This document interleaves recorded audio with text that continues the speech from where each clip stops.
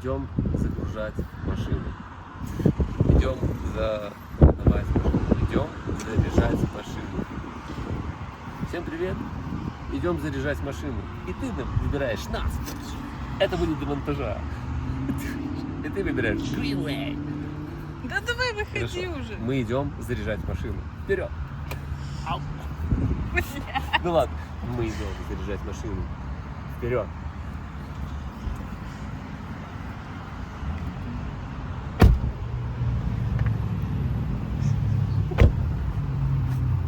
Так как мы идем.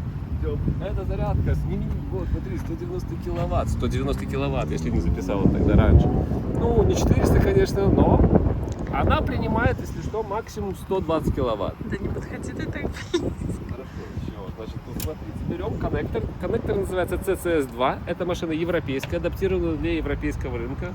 То есть это не китайский коннектор. АБТ. Вот смотрите, верхняя, нижняя и вперед. Ставим вот так. Все будет заветрено, все будет. Ничего страшного, я буду. Вот, вот ты будешь по твоим, значит, будет твой голос такой фоном, я буду говорить. Вот мы здесь заряжаемся, это зарядка. Кита, какая у тебя машина? Это машина, в принципе, не важно какая машина, она электрическая.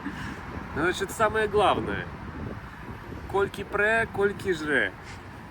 Едет максимально 175 км в час, ограничена электроникой и, скажем так, зимой в минус 20 максимум 200 километров проезжает, 250 это если хорошо постараться в городе, а летом 300, все, вот 200 и 300, 300 летом, 200 зимой.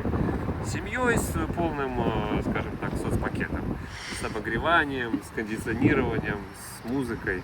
Нигде ничего себе ни в чем не отказываем, ничего не выключаем. Так что немного, но для города прям must have. Путешествовать, конечно, с детьми дети спасают. То есть вот, памперсы заменить туда-сюда еще можно, так, простительно. Но как бы путешествовать, например, для взрослых ребяток не особо. Каждые 300 километров заряжаться. Киловатт она, конечно, принимает 100 киловатт набор в секунду, в час, до 80%. Потом скорость падает. Все. Машина 25-го года. Если кто не знает, то это Geely Galaxy 5 или Geely EX5 для Европы. По правде, сколько она принимает сейчас скорость? Вот идем сейчас, вот не включаемся. Здесь вот скорость загрузки машины. Вот сними вот это. 117 киловатт в час она принимает. Можешь снять вот там тоже покажет. То есть это хороший показатель. 117 это максимально, что она может принимать в текущих условиях. Ну и зарядка вот показывает. Ты, конечно, зафонишь меня. Можешь там показать еще. Семейный такой кроссоверчик. Кстати, очень такая вместительная, хорошая машина. У нас для этого были Мерседесы C, E-класс.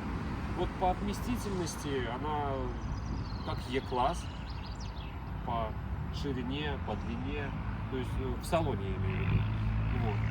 Ну, вообще очень практичная, удобная, хороший багажник. Давайте сразу вот прям вот по практике, да, вот багажник всех интересует. Кстати, кнопочка волшебная всегда под буквой А. Ну, если у кого не А, ну то, в общем, она здесь находится, вот в этой части. Не посередине, а чуть-чуть правее. Резиновая кнопочка. Такой функции нету, к сожалению, можно открыть с пульта и можно открыть изнутри, из салона. Забендить можно кнопку. Ну, вот.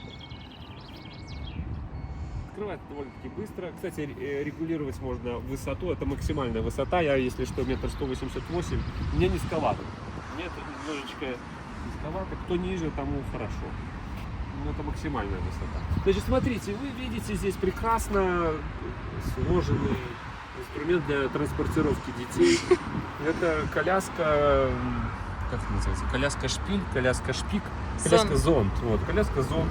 Здесь контейнер можно убрать, вот посмотреть. Здесь, смотрите, 5-литровичек. Давайте уберем.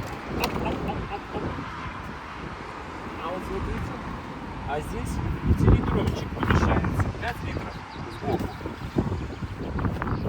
И еще места хватает. Здесь еще кулак. Так, а Потом, покажи покажи еще. Ага. Самая крутая фишка, кстати, оригинальные мы заказали ковры резиновые. И вот здесь очень классная, удобная функция. Это просто must have. Я не знаю, здесь литров 170, наверное, или 180 просто глубину. То есть мне вот посюда глубина. Мы здесь как-то заложили все продукты, даже сверху ничего не клали. Плюс здесь еще вот есть стандартный входящий набор. Все приклеено, еще ни разу не открывался. В набор, значит, входил. Спасибо большое, жена. Что тут вообще входит? Баллончик для подкачки воздуха, сжатый воздух и компрессор. Вот это устройство для открытия багажника изнутри. Если вдруг ну и плюс крюк. Вкручиваешь транспортировочный крюк. Так. Ну и все на липучке здесь. Здесь сабвуфер идет, то есть это максимальная комплектация с панорамной крышей, светлый салон. Ну, это мы еще покажем. Ну Давай, хорошо, опустим. ладно. Давай. Ну это прям крутая штука. Тут два крюка, если что. Кстати, очень удобная функция. Здесь можно регулировать сиденье, но и откидывать их. Свет. Да, свет LED. Ну, с одной стороны. Сиденье можно еще регулировать, задние можно опустить ниже. Вот в таком положении. Видите, да? Разница. То есть там ребенок спит сейчас. Практически ровная поверхность. Сейчас посмотрим. Я 160 сантиметров. 180 как я.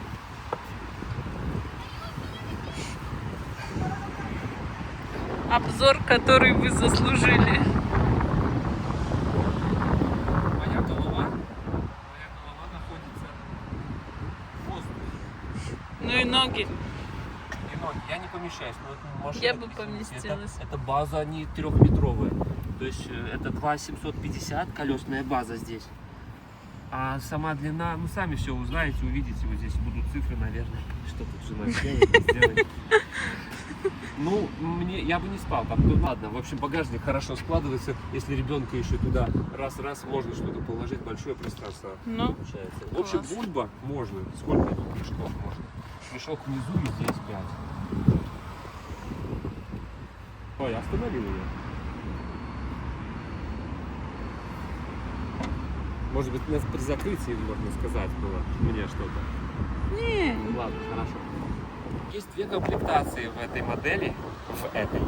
У этой модели есть две комплектации. Geely Pro и Geely X5 Pro и Max. У нас Max, максимальная комплектация, цвет изумрудный, зеленый, перламутровый, ну, конечно, перламутровый. В общем, цвет зимородка. Подальше. Такой зеленый, хороший цвет такой. Здесь есть слепые зоны, камеры. Значит, камера под зеркалом, камера спереди. В общем, камеры 360 тут есть в базе, даже в минимальной комплектации, в Максе. И А вот в Pro. как ты Есть. относишься, Никита, к таким ручкам, которые Очень никаких проблем. выдвижные? Вот, кстати, у тебя какие-нибудь проблемы вызывали эти ручки? Пока что нет. Ну, просто удобно, всегда внутри чисто, если что. Вот ты же берешь ручку, ну, как бы вот так, и мне этого хватает. Я никогда не беру ее вот так. То есть, если и брать, я беру пальцы туда, открываю, потом беру вот так перехватом. Ну, можно потянуть, конечно. Доводчиков тут нет, но руки всегда чистые. В двух направлениях. То есть, спинка регулируется и сиденье само. Но еще есть функция такая атаманочка спереди. То есть мы берем, раскладываем ее. Ну еще вот так вот. Оп, поднимаем атаманку. Для меня бесполезная функция, потому что она маленькая для меня. И вот сиденье Ну, как бы для меня тоже перекладывается. бесполезно, потому что у нас двое детей всегда на заднем ряду.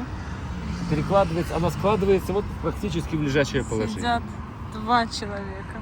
Вот так вот она складывается. Почти 190 сантиметров рост. Значит, это сиденье не регулируется по высоте, то есть оно здесь выше, чем Потому что водительское. есть как раз таки Потому это атаманка для что ног. атаманка, Она не да. может опустить ниже, чем... Ну, в Зикле новых там можно все регулировать. И по высоте, и атаманки там есть. Ну что мне, вот, ну вообще никак. Даже если я сижу здесь, на сиденье, вот так. Или же вот так. О, Не, ну это же неудобно. Ну нет, тут конечно, пространство неудобно, между нет. ног. В общем, удобно вот так. вот так удобно. Нет, неудобно. Так себе. Для маленьких людей, для китайцев. Значит, без какого-либо политического подтекста. Мы политкорректны. Так, что тут еще сказать? Колонки. Значит, тут какое-то, по-моему, 17 динамиков. Стекла однослойные, с доводчиком. Давай проверим. Отрубишь мне? Давай. Так ты же и убери, смотри. Снимай. Раз. Снимай. О, с безопасностью. Проверим. Кстати, багажник то же самое. Мы помнишь? Да, Резались. да, Он, да. если увидит там чего-то, что-то он откроет. Да. Там, где я вожу, вот смотри, вот это кожа напа, перфорированная. Вот это, вот где я вожу сейчас, это кожзам. Вот это кожа, ну, какое вот? Это мягкий, это пластик мягкий, это твердый пластик. Вот это то же самое, что и здесь. Такая обтянутая нежная кожа. Очень аккуратно, зверей вот здесь вообще невозможно. Здесь, везде, где трогаю, пластик. Мягкий пластик. Глянец, металл. Холодный, нет, пластик. Ну, по ощущениям, как металл. У Volvo такой элемент взяли у Volvo. Джили же владельцы Volvo. Вот, здесь пластик динамики. 17 динамиков плюс сабвуфер. Крутая функция память сидений. Вот мы восстановить, да? Мы сейчас восстановим сиденье моей жены. Оп, и сними, отойди, и сейчас покажи, сиденье само восстанавливается. В прежнее положение. Ну, со спинкой можно ставить. Таманка падает. И все. Все очень удобно. Внутри подзарядка USB Type-C, обычная USB и прикуриватель. А еще и подзарядка беспроводная есть для одного человека, без вентиляции. Удобный перчаточник. Здесь подлокотники с подстаканниками. Ребенок спит. Ему очень нравится, кстати. Ну, сзади многорычажка, как в Mercedes Experti McPherson. Подвеска. Здесь хороший, классный, такой огромный скрытый короб, да, такой ящичек. Там салфетки. А вот с этой стороны обычно должен выезжать этот холодильник, но обычно тоже. Там USB-шки, провод торчит. Да, здесь тоже USB и Type-C. Подогревы задних сидений есть. Центральная не подогревается. Здесь просто регулируется. И, кстати, вот уже упала мощность потребления. Упала.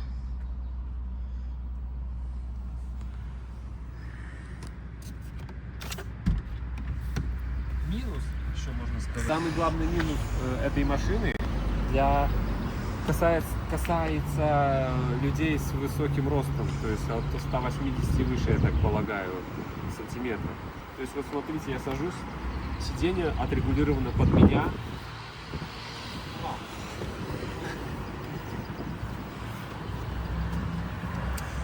Здесь нету никакого Поддержки. подъема, я не могу, здесь нету регулировки подъема сидушки. Она двигается только вперед-назад. Но вниз это минимальное положение внизу, то есть или вверх, вот так. Но мне уже, у меня здесь В полтора общем-то, кулака что, сверху, когда долго едешь, когда естественно, болят ноги, потому что они ни на что не опираюсь. не опираются. И вот очень много еще места до коленки Да, здесь до конца. тоже. Боковая поддержка тут так само. Ну тоже, Слабо, если слабо. бы был низенький человек, то, скорее всего, он бы сел нормально До сюда. 175 будет огонек. Если бы ножки были короче. Ну, то есть до 175, до 180 это максимум. А вот. Складывание зеркал, вот так вот левое и правое одновременно надо нажать, они тогда складываются, раскладываются. Здесь вот сюда можно положить бутылку шампанского. Большую. Вот так вот можно положить бутылку шампанского. Это бутылка 0,75. Она вставляется и здесь вот еще свободно болтается. Кстати, нужно залить омывайку. Ну, интересно посмотреть. Можешь открыть Давай, капот? как раз зальем. Там под капотом просто суд некий. Он не нашел пластик. сейчас современных уже. Открывается механически, не как Leap Motors D19. Ну, потому что это Geely Нету и X5. доводчиков, нету вот этой О, пены. вот это, конечно. Там вообще какой-то свой. Здесь своя система Мир. охлаждения аккумулятора. То есть электродвигатель спереди находится, он один, это не полный привод. Это охлаждающая жидкость, которая идет на аккумулятор. И мы сейчас будем доливать только единственное отверстие техническое, которое мы должны обслуживать. Это, и причем я это обалдеваю от этого. Здесь меня только не убило. Какой ты интересный мальчик. Летняя жизнь. Так необычно что-то заливать в электромобиль. Но это омывайка для стекла. Летняя. О, фары классные. Мне очень нравится. Full LED. Потому что вот здесь вот снять. Тяжелый капот, металлический такой. Вот это пластик, это металл. Пластик, пластик, пластик. Какие впечатления от вождения Тут, таким автомобилем? В общем, конечно же, в первую очередь новый автомобиль. У меня никогда не было новых автомобилей. Это первый мой новый автомобиль. Тут просто нечего сказать. Сразу бросается в глаза, конечно же, вот эта вот штука под названием проекция на экран. В общем, едет она примерно так, как едет Mercedes E-класс. Сзади многорычажка. На крейсерской скорости 110-120 ее так хорошо по шоссе, так хорошо так ее, как корабль, вверх-вниз виляет, дети засыпают, жена засыпает, водителю кайф. Ну, только единственное ноги. Вот через там уже дальняк мы ездили там и по 5, и по 6 часов. Конечно, в дальничок с высоким ростом ноги устают, и просто хочется их вытянуть как-то здесь вот. Прекрасно. Здесь системы вспомогательных систем вот так вот. Конечно, не полный автопилот, но Иногда даже чересчур. интеллектуальный автопилот, да. Он помогает, значит, он удерживает машину в полосе, он притормаживает, если впереди машина стоит или тормозит, или просто ты приближаешься к впереди идущему или стоящему объекту. Он считывает пешеходов, мотоциклистов и машины. Машины маленькие, грузовые. Тут не лидар, тут видеокамера. Все такое пока что, ну, довольно-таки примитивное в сравнении с современными китайскими машинами с лидарами. Вот. Очень круто она показывает слепые зоны в зеркалах. Она показывает, когда сзади машина проезжает, когда ты даешь задний ход. Она показывает, предупреждает, чтобы не открывал я двери, когда идет машина слева или там справа. То есть она все понимает. И еще мне нравится то, что есть функция интеллектуального круиз-контроля. Ты ее включаешь, выбираешь скорость, и она едет и подруливает, рулит сама. Рулит сама, ну, в течение там 20, по-моему, секунд. Потом надо просто взять руль в руки. Да. Нужно просто дотронуться до руля, а потом снова ехать. В таком трипе, в принципе, в таком режиме я еду в основном по шоссе, по автомагистралям, и у меня не работают ноги. Ноги отдыхают как раз-таки в это время. Я их переминаю. И руки практически тоже не работают, я только поддерживаю руль. Очень классная функция, я сейчас вообще просто так к ней привык, мне очень нравится, когда на дальничок едешь больше 100 километров, включаешь интеллектуальный круиз-контроль и едешь в потоке, просто супер. Сам он не умеет обгонять, но он останавливается, притормаживает впереди идущей машины, дистанцию можно, естественно, поменять, это все обычные дела, но вот то, как она держит машину в полосе и рулится в полосе сама, то это просто круто. Вот, проверял бутылкой, не работает история с этим, нужно обязательно рукой пошевелить руль, и только тогда она дает дальше такую возможность ехать. Вот, что еще здесь крутого? Крутой свет, Full LED, настроен по дефолту, я ничего не менял. Меня вначале слепили немножко, говорили, что у меня очень яркий свет, потому что если я один еду, например, машина немножко ну, ладно, все это вообще вырежем. Свет офигительный. Минусы у машины. Но минус это вот для меня минус, это сиденье. Сиденье, так. Ну, и еще, конечно же, минус — это маленькая емкость аккумулятора. Ну, аккумулятор. Все-таки уже в наше время. Аккумулятор как у Tesla Y. По городу это, конечно, супер идеальная машина Да. для передвижения по городу. Но так как мы используем ее, в принципе, для всего и для путешествий на дальние расстояния, Ну в да. разные страны, в том числе. Ну, давайте, вот сугубо мои минусы. Вот я говорю про минусы. Для меня минус это сиденье.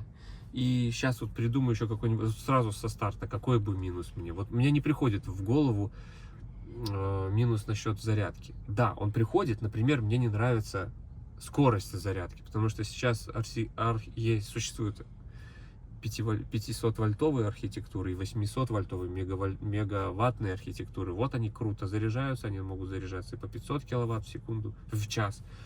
А это и падает скорость. Смотрите, 94%, да, и вот сейчас мощность зарядки 22,8 киловатт.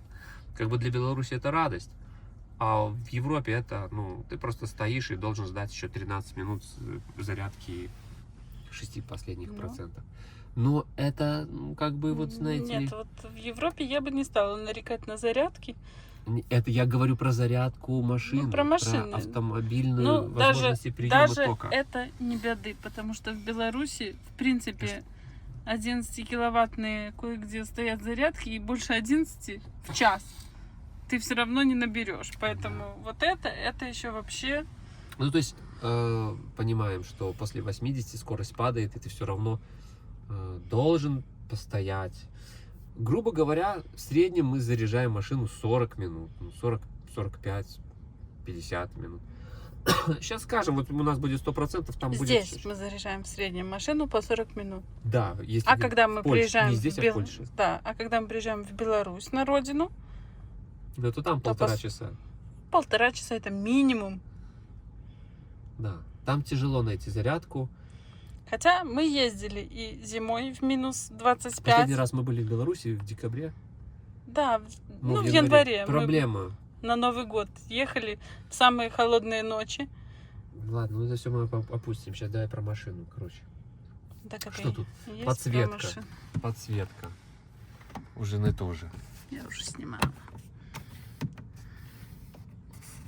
Хорошая. Аварийка сверху неудобно. Вот неудобно. Вот видишь? Хотелось бы аварийку вот здесь. Мне нравятся физические 4 кнопки. Я вообще любитель физических кнопок. Любитель вообще классики. Вот эту шайбу. Вот это, кстати, это звук, да? Это Это- очень похоже на зажигание в современных машинах. Да, зажигание здесь просто обычно тормоз нажимаешь, она уже включена. В принципе, садишься в машину, она включена. Бесключевой доступ. Очень крутая штука. Ключ никогда не достает. У меня все время в рюкзаке. Подхожу к машине, она открывается. Ухожу, закрывается. Со звуком. Классно, нравится. Это функция громкости, да? По умолчанию громкость. Но ее можно, если нажать и подержать, ты можешь при нажатии задать ей вторую функцию.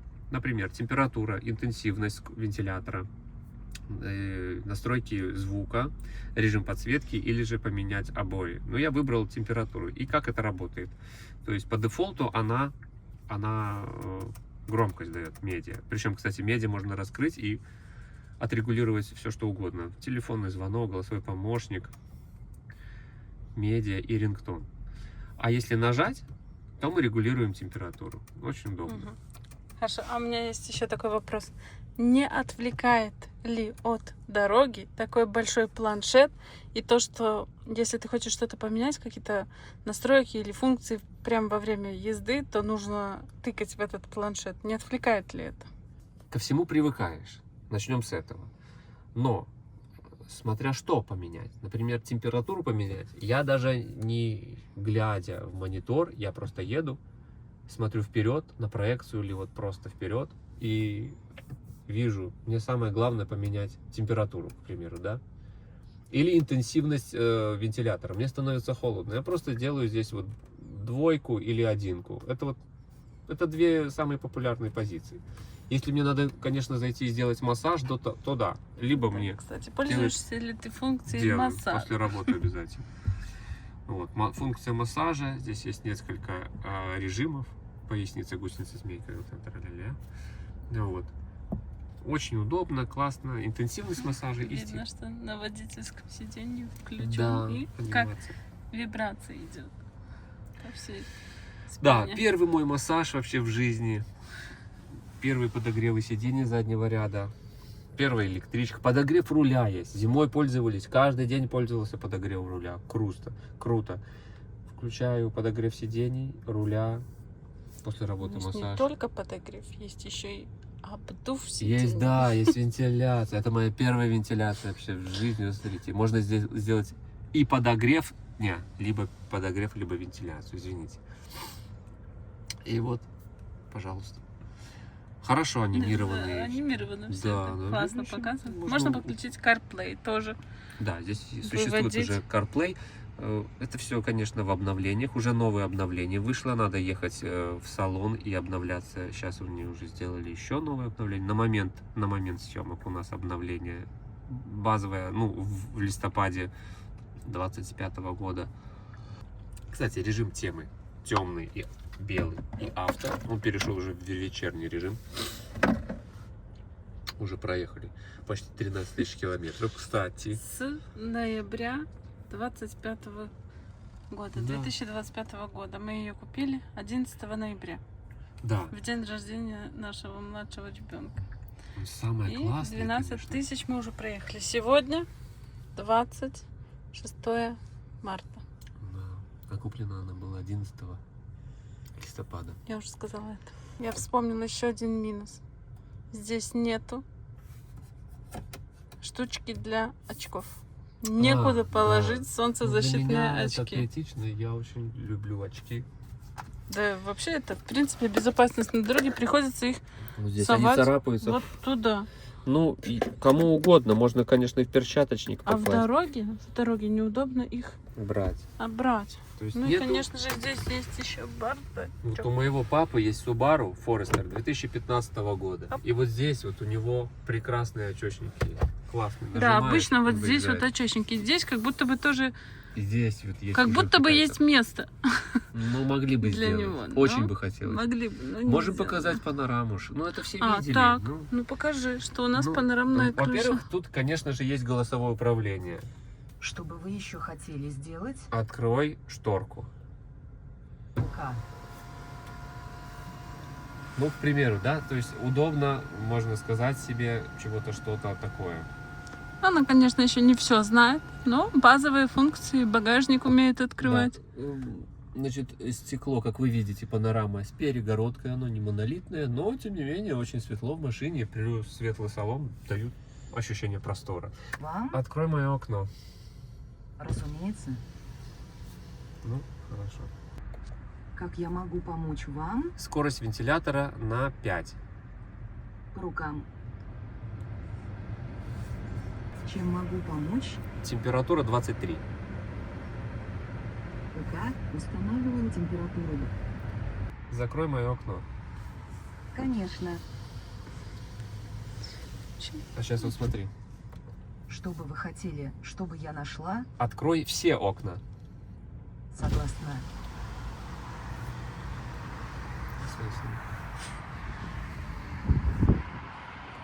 Что бы вы хотели, чтобы я нашла? Закрой все окна. Разумеется.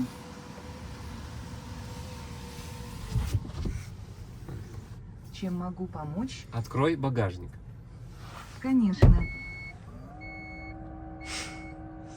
Ну, то есть, как бы, Ну, прикольно. это ничего так. Это прикольно, это, Что бы вы конечно. хотели, чтобы я нашла? Закрой багажник. ПК.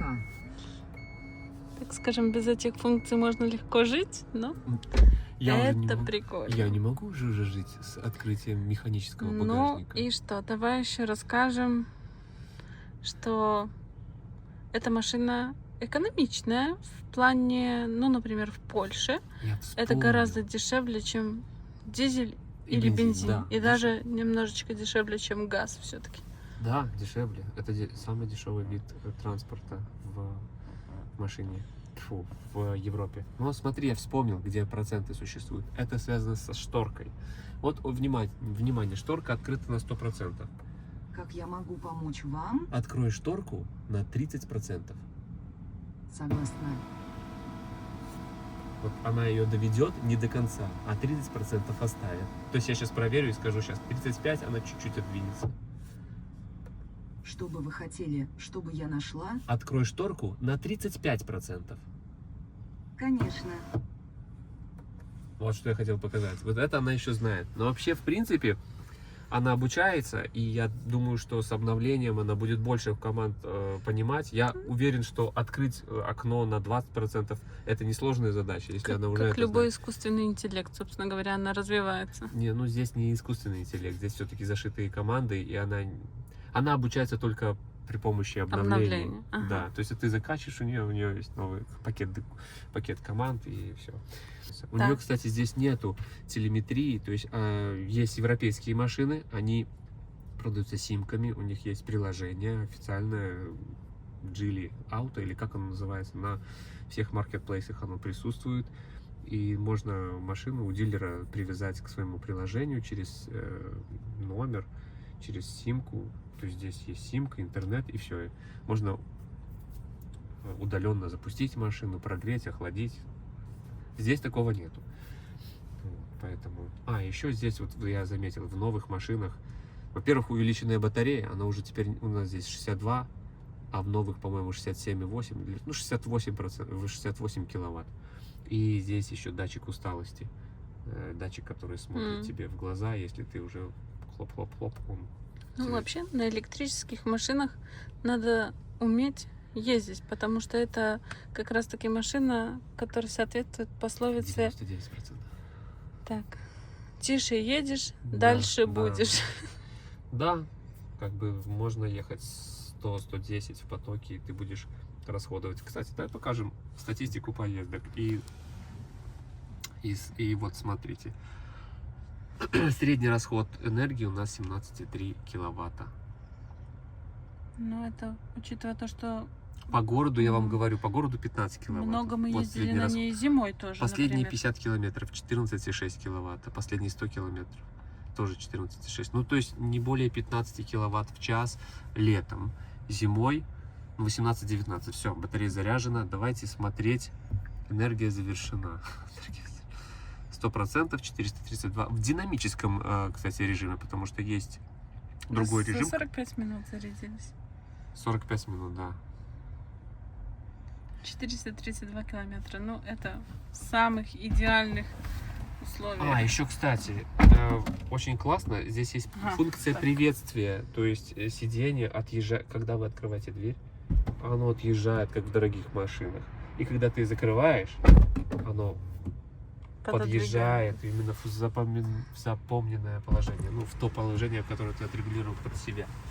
В общем, классная машина. О, видите, она меня предупреждает. Снимай. Оп, машина сзади проезжает. И как говорит наш сын, и да навод птушечка у леси не помре.